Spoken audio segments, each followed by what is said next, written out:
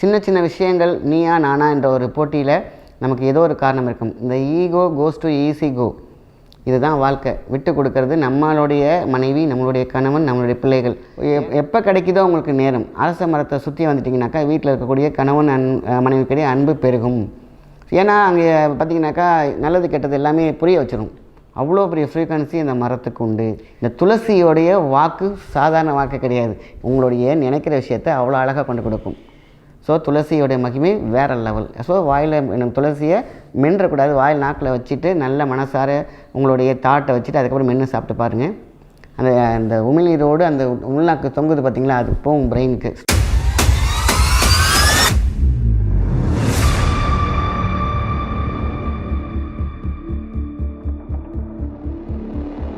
வணக்கம், உங்கள் மாயன் செந்தில்குமார். இன்றைய பதிவு மிக முக்கியமானது. அன்போட வாழ்க்கை, அன்புடைய வாழ்க்கை, பாசமான வாழ்க்கை, இது எல்லாமே எல்லோரும் எதிர்பார்க்குற உண்டு. நம்மளுடைய மனைவியானவள் நம்மக்கிட்ட பாசமாக இருக்கணும், கணவன் வந்து பாசமாக இருக்கணும், இந்த அழகான இந்த ஃப்ரீக்வன்சின்னு சொல்லுவாங்க இல்லையா, ஆண் பெண் அந்த ஒற்றுமை இருக்கணும், சண்டை சச்சரவுகள் இருக்கக்கூடாது, லைஃப் வந்து ஸ்மூத்தாக லைட்டாக வெயிட் இல்லாமல் போகணும் அப்படின்னு நினைக்கக்கூடிய அத்தனை பேருக்குமே இந்த பரிகாரம் ரொம்ப ரொம்ப முக்கியம். பிரிந்து இருக்கிறவர்கள் ரொம்ப நேரம் பார்த்திங்கன்னா ஏதோ ஒரு ஈகோ அவங்கள வந்து தாக்கியிருக்கும். ஈஸிகோவாக எடுத்துக்காமல் ஒரு மிகப்பெரிய சாதாரண விஷயம் பார்த்திங்கன்னா பெரிய விஷயம் பூதாகாரம் எடுத்துரும். தேர்ட் பர்சன் உள்ள நுழைஞ்சு அதை கடித்து பெருசாக்கி பிரித்து வச்சுருப்பாங்க. ஸோ இந்த ஃப்ரீக்வன்சி இப்படி இருக்கிற ஃப்ரீக்வன்சி ஏதோ ஒரு காரணத்தினால் கார்டு கட்டிங் இல்லைனா கார்டு கனெக்டிங், இந்த கார்டு கட்டிங் தான் அதிகமாக இருக்கும். ஏதோ ஒரு காரணத்தினால இப்படி பிரிஞ்சிருக்கும். அழகாக ரொம்ப அன்பாக இருக்கிறவங்க பார்த்திங்கன்னா இப்படி பிரிஞ்சு போயிட்டுருப்பாங்க. சின்ன சின்ன விஷயங்கள் நீயா நானா என்ற ஒரு போட்டியில் நமக்கு ஏதோ ஒரு காரணம் இருக்கும். இந்த ஈகோ கோஸ் டு ஈஸி கோ. இதுதான் வாழ்க்கை. விட்டு கொடுக்கறது நம்மளுடைய மனைவி, நம்மளுடைய கணவன், நம்மளுடைய பிள்ளைகள். ஏன் நம்ம இறங்கி போகிறோம் அப்படிங்கிற விஷயத்தை யாருமே யோசிக்கிறது இல்லை. ஸோ இது வந்து தன்மானம், தற்பெருமை, இந்த மாதிரி விஷயங்கள் தான் நிறைய விஷயங்கள் பூந்திருக்கும். பின்னாடி வந்து வயது கடந்த காலத்தில் நம்ம யோசிக்க முடிச்ச இதுக்கு போயா நம்ம இவ்வளோ பெரிய ஒரு ஸ்வீட்டான லைஃப்பை நம்ம மிஸ் பண்ணோம். அவர் பாருங்கள் எவ்வளோ நல்லது செஞ்சுருக்காரு, நம்ம அதெல்லாம் கண்ணுக்கு தெரியல. நம்ம சின்ன சின்ன விஷயங்கள் நம்மளை புரிஞ்சிக்கலாம்னு நினச்சோமே ஒழிஞ்சு நம்ம அவரை புரிஞ்சுக்கிட்டோமா பாருங்களேன் அப்படிங்கிறதெல்லாம் வந்து காலம் கடந்து யோசிக்க கொடுத்தோணும். ஸோ இருக்கும் காலங்கத்தில் இளமை பருவத்திலேயே நம்மளுடைய அன்பை வந்து பரிமாறிக்கணும். யார்கிட்டையும் நம்ம இறங்கி போகிறதில்ல. அதுக்கு தான் அந்த காலத்துலலாம் என்ன பண்ணுவாங்கன்னா, கல்யாணத்துலேயே வந்து பார்த்திங்கன்னா அந்த மாப்பிள்ளையோடைய அப்பா, பொண்ணுடைய அப்பா, அவங்களாம் பார்த்திங்கனாக்கா ஒரு நாம் வந்து எப்படி இருந்தோங்கிற ஒரு பேலன்ஸில் ஒரு செருக்கோடு இருப்பாங்க. அதை வந்து நம்ம முன்னோர்கள் அழகாக உடச்சிருப்பாங்க அந்த பரிகாரங்கிற பேச்சில். அதாவது ஒரு சம்பிரதாயம் வச்சுருப்பாங்க. ஒரு தட்டில் தண்ணி இருக்கும், மஞ்சள் தண்ணிலாம் இருக்கும். அதை கால் வச்சு ஒரு மெட்டி போடுற ஒரு மெத்தட் குனிஞ்சி, அதாவது யாராக இருந்தாலும் அவருக்கு மெட்டி போடணும், அதுமாரி அவர் கீழே குனிஞ்சி அந்த சந்தனத்தை பூசணும்.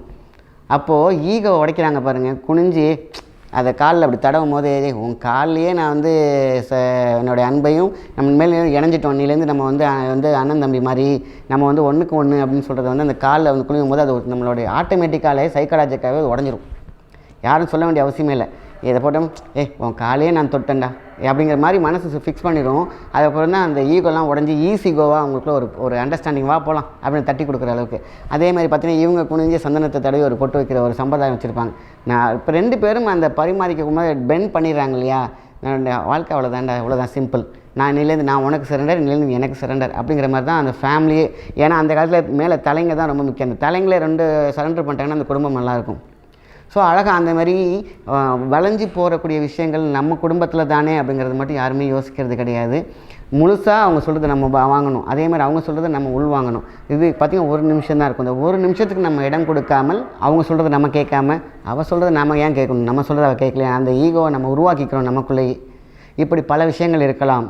ஸோ இதெல்லாம் தாண்டும் பொழுது அன்பான கணவன் மனைவிக்கிட்டே இருக்கக்கூடிய விரிசல்கள் வந்து ரொம்ப ரொம்ப முக்கியம். ஸோ இந்த பதிவு எதுக்குன்னு கேட்டிங்கனாக்கா, அன்பு ஈர்ப்பு, வேறு யாராவது தேர்ட் பர்சன் உள்ளே புந்து உடைச்சிருக்கக்கூடிய விஷயங்கள் எல்லாத்தையும் திருப்பி மேம்படுத்தி அன்போடு நம்மளுடைய இல்லறத்தையும் நம்மளுடைய வாழ்க்கையும் தொடங்குவதற்கான அற்புதமான ஒரு பரிகாரம் நம் முன்னோர்கள் சொன்னது.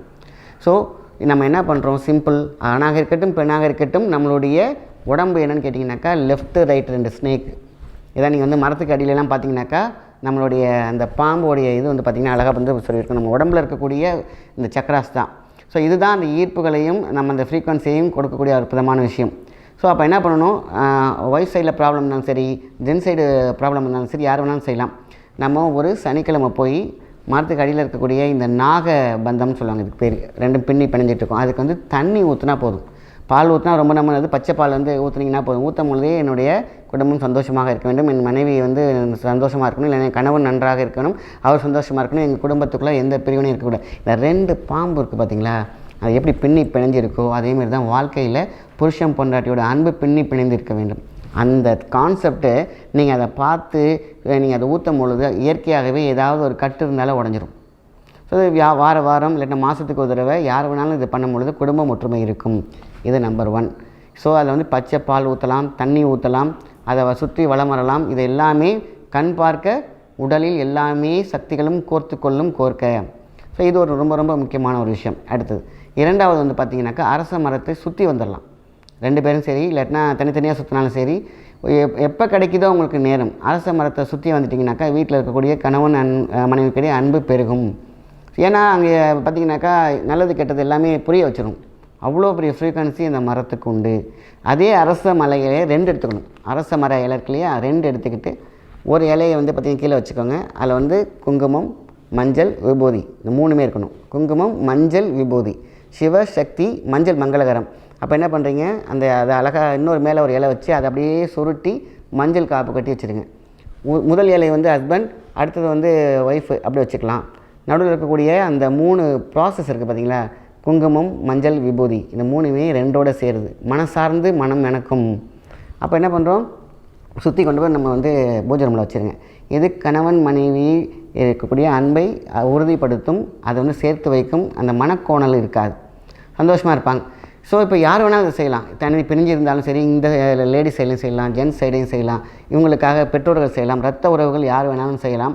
இது அவங்களுக்கு பொருந்தும். முடிஞ்சால் அவங்க பேர் கூட எழுதலாம், ஒன்றும் பிரச்சனை இல்லை. முதல் இலையில் ஏதோ ஒரு பேர் ஜென்ஸ் பேர் எழுதிக்கோங்க, 2வது இலையில் வந்து லேடிஸ் பேர் எழுதிக்கலாம். 2யுமே நம்ம அழகாக ஒன்றோட ஒன்று வைக்கிறோம். நடுவில் இப்படி வச்சு அழகாக சுருட்டிடும். இந்த இலை வந்து பார்த்திங்கனாக்கா ஒரு மாதத்தில் காஞ்சிரும். அப்படியே கூட வச்சிடலாம், ஒன்றும் பிரச்சனை இல்லை. இதை எப்போ மாற்றலாம், ஒரு 6 மாதத்துக்கு ஒரு தடவை இதை மாற்றிக்கிட்டே வரலாம். நல்லா இருக்க ஃபேமிலி கூட, நல்லா இல்லைனாலும் சரி, இருந்தாலும் சரி, இதை நம்ம செஞ்சு வரும் பொழுது அவங்களுக்குள்ள ஒரு பாண்டிங் என்றைக்குமே இருக்கும். பிரிவு என்பது இருக்காது, கிவன் டேக் பாலிசி இருக்கும், ஈகோ இருக்காது, ஈஸி கோ இருக்கும். ஸோ இது ஒரு முக்கியமானது. ஸோ அப்போது அரச மரத்தை சுற்றி வரலாம். என் குடும்பம் பிரியக்கூடாது, என் கணவன் நல்லா அன்போடு இருக்கணும், என் ஒய்ஃப் நல்லா இருக்கணும், யார் வேணாலும் எடுத்துக்கலாம். நல்ல விஷயத்துக்கு அரச மர சுற்றுதல்ங்கிறது சாதாரண விஷயமே கிடையாது. முதல் வந்து பார்த்திங்கன்னா அந்த நாகக்கோலம் சொல்லுவோம் இல்லையா, அந்த இதை வந்து நம்ம அதுக்கு தண்ணி ஊற்றுறது, அதுக்கு விளக்கு ஏற்றுறது, இப்படி வச்சுட்டாக்கா ரொம்ப ரொம்ப சூப்பர். அடுத்தது வந்து அரச இலையில் நான் வந்து பின்ன சொன்னேன். ஸோ அதேமாதிரி அரச இலையை அரச மரத்தை சுத்த சொல்லியிருக்கேன். இது எல்லாமே உங்களுக்கு வந்து பார்த்திங்கன்னா இந்த பாண்டிங்கை அதிகரிக்கும். ஸோ இதெல்லாம் தாண்டி இன்னும் நல்லா எனக்கு வந்து இருக்குன்னு கேட்டிங்கன்னா, துளசி இலையை காலையில் எழுந்திரிச்சு ப்ரஷ் பண்ணிவிட்டு குளிச்சுட்டு ஒரு இலையை நாக்கில் போட்டுட்டு நீங்கள் என் கணவன் என் மீது அன்பாக இருக்க வேண்டும், மனசில் இல்லை சத்தமாக கூட சொல்லலாம். இதை ஜென்ஸ் இருந்தால் என் மனைவி என் மீது அன்பாக இருக்கணும். கணவன் மனைவிக்கு மட்டும்தான் இது பொருந்தும், சரிங்களா? என் மனைவி அன்பாக இருக்க வேண்டும், என் கணவன் அன்பாக இருக்க வேண்டும். என் நாக்கில் வச்சுட்டு துளசியை அதுக்கப்புறம் மென்று சாப்பிட்ருங்க. இந்த துளசியோடைய வாக்கு சாதாரண வாக்கு கிடையாது. உங்களுடைய நினைக்கிற விஷயத்தை அவ்வளோ அழகாக கொண்டு கொடுக்கும். ஸோ துளசியோடைய மகிமை வேறு லெவல். ஸோ வாயில் துளசியை மென்றக்கூடாது, வாயில் நாக்கில் வச்சுட்டு நல்ல மனசார உங்களுடைய தாட்டை வச்சுட்டு அதுக்கப்புறம் மென்று சாப்பிட்டு பாருங்கள். அந்த உமிழ்நீரோடு அந்த உள்நாக்கு தொங்குது பார்த்திங்களா, அது போகும் பிரெயினுக்கு ஸ்ட்ராங். ஸோ அந்த ஈர்ப்பை கொடுக்கக்கூடிய விஷயம், கணவன் மனைவிக்கு இடையே ஒரு ஈர்ப்பை கொடுக்கக்கூடிய விஷயம்தான் இந்த பரிகாரம். ஸோ இதை மட்டுமே செஞ்சாலே போதுமான விஷயம். கணவன் மனைவியிடையே எந்த விதமான கோளாறுகளும் இல்லாமல் பாலாறாக வசந்தமாக வாழ்க்கை இனிக்கும் என்பதில் எந்த சந்தேகமும் இல்லை. முன்னோர்கள் கை கண்டது, முன்னோர்கள் சொல்லிக் கொடுத்தது. யாருக்கு புதுசாக கல்யாணம் ஆகுது இல்லையா, அவங்களுக்குலாம் சொல்லிக் கொடுத்த ஒரு ஃபார்முலா. இதெல்லாம் பண்ணணும்ப்பா. நடுவில் யார் வேணால் உள்ளே வந்து கூத்தாடலாம், குடும்பத்தை சிதைக்கலாம். என்ன ஓட்டத்தோட சொல்லணும்னு அவசியம் இல்லை. ஏதாவது தோண்டி விடுறது, ஏற்றி விடுறது எல்லாம் இன்றைக்கி வந்து சீரியல்லே நிறையா பார்த்து மைண்டில் பதிஞ்சிடுறாங்க. ஸோ அது மாதிரி வந்துடக்கூடாதா, இந்த மாதிரி வந்துடக்கூடாதான்னு சொல்லும் பொழுது ஆட்டோமேட்டிக்காக மனமாற்றம் இருக்கிறது, கலரே மாறுது. ஸோ அப்போது இது மாதிரிலாம் நம்ம பரிகாரங்களை செஞ்சு நம்மளை ப்ரொடெக்ட் பண்ணிகிட்டு இருந்தோம்னா கலர் மாறாது, பாரம்பரிய கலர் இருக்கும். அன்போடு கடைசி வரை நீண்ட நாளோடு அன்போடு வாழலாம். நல்ல விஷயத்தை மற்றவங்க ஷேர் பண்ணுங்கள். நன்றி, வணக்கம்.